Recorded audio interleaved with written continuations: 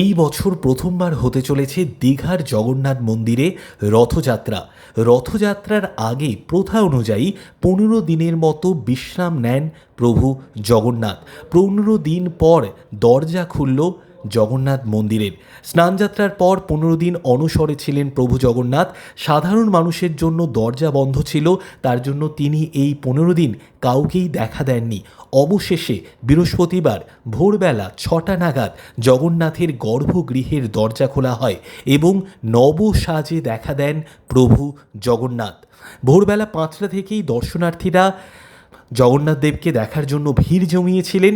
স্নানযাত্রার পরই অসুস্থ হয়ে পড়েছিলেন প্রথা অনুযায়ী প্রভু জগন্নাথ। ১৫ দিন তিনি এইভাবেই দরজা বন্ধ করা অবস্থায় ছিলেন। তারপর ১৫ দিন পর মধ্যাহ্নভোজন তাকে করানো হয়, ৫৬ ভোগের আয়োজন করা হয় এবং শুধু তাই নয়, দীঘাতে ৫০ জন বিদেশি ভক্তরাও এসেছেন এবং তারা তাঁদের হাতে নিজের তৈরি করা ৫০ রকমের পদ প্রভু জগন্নাথ দেবের জন্য কিন্তু রান্না করেছেন।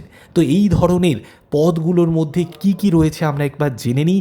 ভাজা রয়েছে, বিভিন্ন ধরনের ভাজা, খিচুড়ি, ডাল, শুক্তো, মোচা দিয়ে তরকারি, পটলের তরকারি, বৈটালের ঘন্ট সহ একাধিক পদ রয়েছে এই জগন্নাথ দেবের প্রসাদে।